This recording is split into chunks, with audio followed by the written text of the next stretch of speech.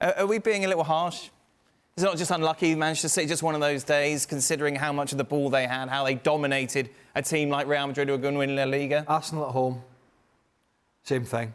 Chelsea at home, Chelsea, by the way, 1-1, same thing. Had the ball all day, couldn't score. Well, couldn't score a second. So we've seen it before. And look, they're a great side. They're a great side. You can still argue they are the best side to watch in European football. But they just haven't got it done. They just haven't got it done. And I'm amazed, I think on the other side of it is Real Madrid. Here is a side that's going to win La Liga, that could well win the Champions League. And you talk about adversity. Benzema, Saudi Arabia, gone. Down the spine of the team, you got Kroos at 34, Modric, bit part at 38. Yeah, you got youngster, you got Bellingham. Obviously, has come in and he's been a revelation, but has lost a little bit of a step in his performance. And then you have a back four that's had, as Ali said, Nacho in there, Tchouaméni in there, Camavinga in there. It's had 3 or 4 different left backs. It's had Carvajal playing centre half. It's had 2 goalkeepers that are not the best. They've figured it out that Lunen's the best of the 2 of them, him and Kepa. And yet here we are.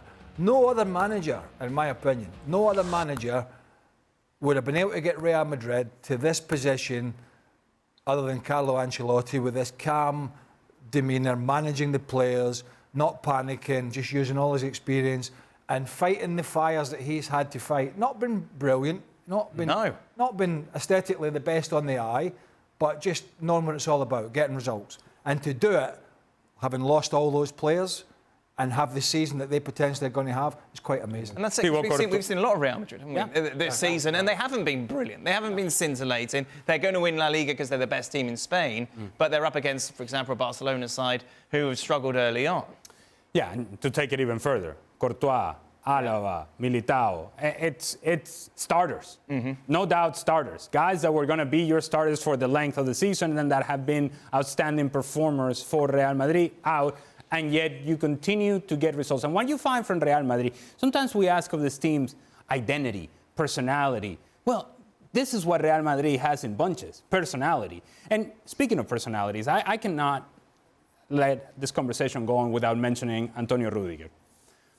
Look, first of all, the last 3 penalty kick takers for Real Madrid, Lucas Vázquez, Nacho, Antonio Rudiger, when they woke up this morning, they would not have thought that they were going to be taking a penalty. They could not have imagined that they would be taking a penalty. But regardless, Lucas Vázquez steps up, goal. Nacho, goal.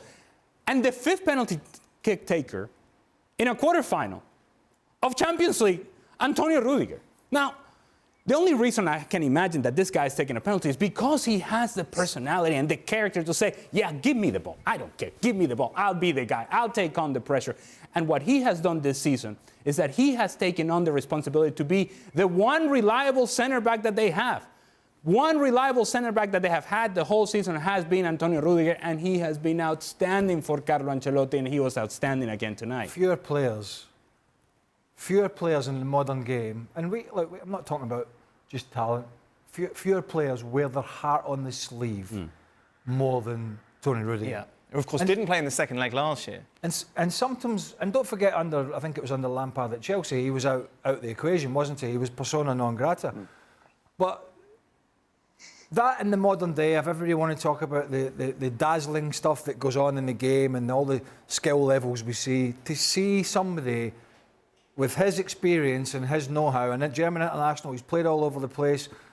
He's now playing for arguably the biggest club in the world, but to have that passion and that drive and wear your heart on the sleeve, as I said, is something I think a lot of people watching and playing the game could take something out of, rather than, just looking for bits of skill and the amount of passion that he has and heart to step up, play the way that he has been amazing to watch. And what's incredible and still maybe surprises people, Jurgen, is that Real Madrid are Real Madrid because of the success they've had in this Champions League competition and European Cup, obviously before that.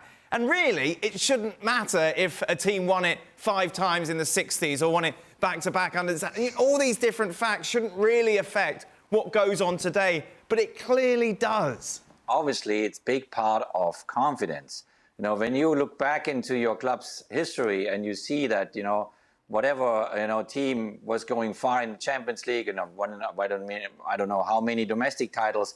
This kind of builds this belief, this confidence, then to go always forward. And Real Madrid is that phenomenon, similar to a bit Bayern Munich is. As we talked about that many times. We obviously talk about that game with Arsenal as well later on.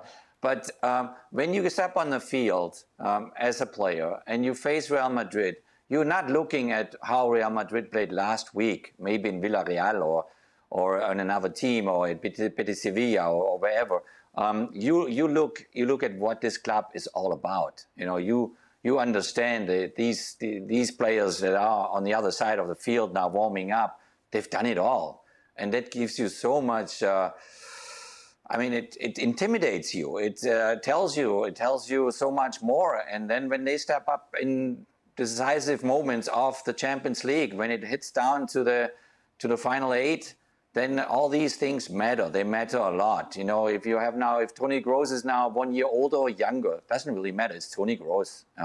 And so it's Antonio Rudiger, who since years is, here and there he has a bad game and has a bad moment and has a bad experience. But overall, he's consistently playing for one of the best teams in the world. And that forms you. That gives you that confidence. And that gives you also the moment to understand, I got to step it up now. I'm not the perfect penalty taker, maybe, but give me the ball. I walk up there and I give it a shot. And he hit it in. He hit a little bit the inside of the post as well. So that's how close it was at the end of the day. But that's the beauty of the story then. And he walks now out and obviously totally happy and now in the semifinals. And there comes the next game to prove it all. And then we go into a summer where they have to prove it all. All these big names that we see now in the quarterfinals, they have to show up then in the European Championship or in the Copa America and prove it again, week in, week out. Next up for Real Madrid, it's a little matter of El Clasico. They take on Barcelona on Sunday. Meanwhile, Manchester City's hopes of a double treble are dead, but they could still do the double-double, yes, as they take on Chelsea. Well, it won't be a double-double because they did a treble last year. Yeah, but they could still do the domestic double-double. I'm not taking one off. That'll be our first game on what is a great weekend of soccer on ESPN Plus. The City take on Chelsea. Thank Jurgen. Why? Thank him. Why am I thanking you? I'm not talking Bayern Munich. That's it. No, we're done. No, we're not having that.